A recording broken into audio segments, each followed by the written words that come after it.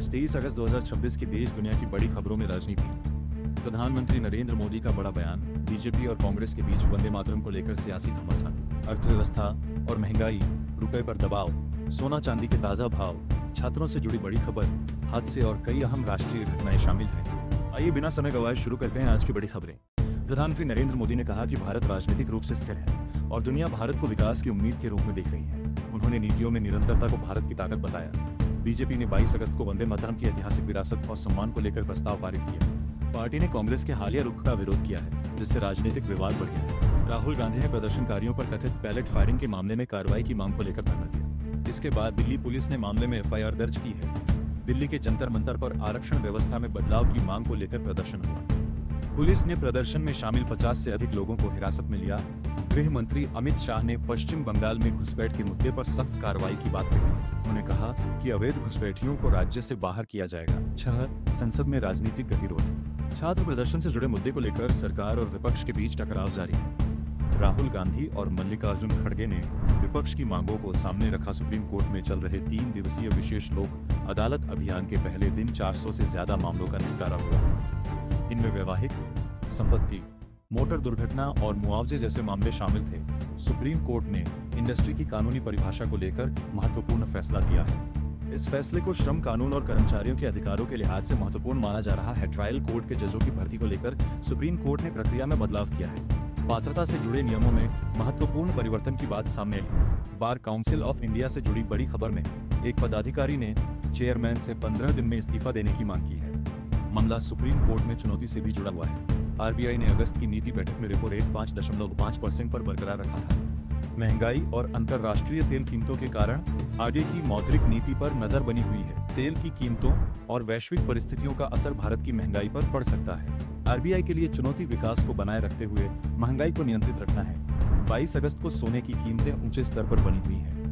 अलग अलग शहरों और ज्वेलर्स के भाव अलग हो सकते हैं, इसलिए खरीदारी से पहले स्थानीय भाव जरूर जांचना चाहिए। चांदी की कीमत इस साल तेज उछाल के बाद 2.5 लाख रुपए प्रति किलो के ऊपर जा चुकी है। निवेशकों और औद्योगिक मांग को तेजी की बड़ी वजहों में माना जा रहा है। शनिवार को दिल्ली के कई हिस्सों में बारिश हुई, जिससे उमस और गर्मी से राहत हुई। मौसम विभाग ने आगे भी बारिश का अनुमान जताया है।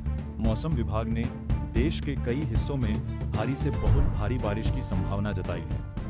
पूर्वी मध्य प्रदेश समेत कुछ क्षेत्रों में बहुत भारी बारिश की चेतावनी है। चंडीगढ़ ट्राइसिटी में 2 अपेक्षाकृत सूखे दिनों के बाद शनिवार को बारिश हुई। मौसम विभाग ने आने वाले दिनों में भी तेज बारिश का अनुमान जताया है। बिहार में डांस कार्यक्रम के दौरान भीड़ में बस घुसने से 5 लोगों की मौत की खबर है। कई अन्य लोग घायल हुए हैं और घटना की जांच की जा रही है। तेलंगाना की एक फार्मास्यूटिकल यूनिट में रिएक्टर विस्फोट के बाद आग लग गई। रिपोर्ट के अनुसार 2 कर्मचारियों की मौत हुई और 9 लोग घायल हुए। हैदराबाद में निर्माणाधीन इमारत गिरने से 2 लोगों की मौत और कई लोगों के घायल होने की खबर है।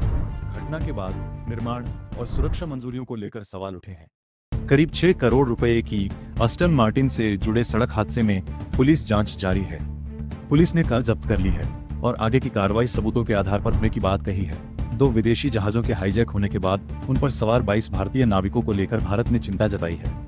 भारत ने सोमालिया के अधिकारियों के सामने भी मामला उठाया है। आईआईटी दिल्ली के 31 वर्षीय एमएससी फिजिक्स छात्र की कैंपस में इमारत से गिरने के बाद मौत हुई। पुलिस घटना की परिस्थितियों की जांच कर रही है। राजेंद्र नगर के हॉस्टल में 19 वर्षीय बीएससी नर्सिंग छात्रा की मौत की खबर सामने आई है। पुलिस ने मामला दर्ज कर जांच शुरू की है। जयपुर के परीक्षा केंद्र पर बिजली जाने से प्रभावित 49 उम्मीदवारों के लिए एनटीए ने दोबारा परीक्षा कराने का फैसला किया है। री एग्जाम 1 सितंबर को होने की जानकारी सामने आई है। झारखंड में भर्ती परीक्षाओं को रद्द किए जाने के बाद उम्मीदवारों में नाराजगी है। हाईकोर्ट के हस्तक्षेप के बीच अभ्यर्थी अपनी नियुक्ति और नौकरी बचाने की मांग कर रहे हैं। बिहार में नौकरी के अभ्यर्थियों ने लोक भवन की ओर मार्च करने की कोशिश की। प्रदर्शन के दौरान पुलिस से झड़प के बाद कुछ अभ्यर्थियों को हिरासत में लिया गया।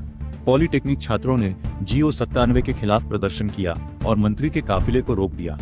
छात्रों का कहना है कि आदेश उनके शिक्षा और भविष्य के अवसरों को प्रभावित कर सकता है। एसएफआई ने सरकारी स्कूलों को बंद करने के मुद्दे पर देशव्यापी स्कूल बचाओ आंदोलन तेज करने की घोषणा की है। संगठन बंद किए गए सरकारी स्कूलों को फिर खोलने की मांग कर रहा है। देश के कई हिस्सों में छात्रों के प्रदर्शन स्कूलों में शिक्षक, शौचालय, खेल मैदान और सुरक्षित रास्ते जैसी बुनियादी सुविधाओं को लेकर हो रहे हैं। इन मुद्दों ने स्कूल इंफ्रास्ट्रक्चर पर बहस तेज की है। कर्नाटक सरकार ने पनीर के नाम से बेचे जा रहे एनालॉग पनीर की बिक्री पर 1 साल का प्रतिबंध लगाया है। ऐसे उत्पादों में दूध की जगह वनस्पति तेल और स्टार्च जैसी चीजों का इस्तेमाल हो सकता है। इंदौर में खाद्य सुरक्षा जांच के दौरान कुछ बड़े होटल किचन में गंभीर स्वच्छता संबंधी कमियां मिली। चूहों की बीट और बिना लेबल वाले खाद्य पदार्थ मिलने के बाद किचन सील किए गए। कटनी की पुलिस अधीक्षक नेहा पचिसिया को जमीन विवाद से जुड़े आरोपों के बाद निलंबित किया गया है। आरोप है कि एक परिवार पर जमीन कम कीमत में बेचने का दबाव बनाया गया। राष्ट्रीय मानवाधिकार आयोग ने पंजाब के मुख्यमंत्री की पत्नी पर लगे एक गंभीर मामले से जुड़े आरोपों का संज्ञान लिया है। मामले में लगाए गए आरोपों की जांच की प्रक्रिया आगे बढ़ रही है। वाणिज्य मंत्री पीयूष गोयल ने भारत अमेरिका व्यापार समझौते को लेकर सकारात्मक संकेत दिए हैं। उन्होंने कहा कि प्रतिस्पर्धी बाजारों में भारत को बेहतर स्थिति हासिल करनी होगी। कनाडा ने अमेरिका के साथ व्यापार वार्ता को अंतिम समय में रोक दिया है। इससे दोनों देशों के बीच व्यापारिक तनाव बढ़ने की आशंका जताई जा रही है। अमेरिका द्वारा कनाडाई उत्पादों पर 50% टैरिफ लागू किए जाने की खबर अंतर्राष्ट्रीय व्यापार में बड़ी चर्चा का विषय है। कनाडा ने इसका जवाब देने की बात कही है। हॉकी विश्व कप में भारत का सामना नीदरलैंड से हुआ है। यह मुकाबला टूर्नामेंट के दूसरे दौर में भारत के लिए महत्वपूर्ण माना जा रहा है। महिला हॉकी विश्व कप में भारत को नीदरलैंड्स के खिलाफ 0-2 से हार मिली। इस हार के बाद सेमीफाइनल में पहुंचने की भारत की उम्मीदें काफी कमजोर हुई हैं।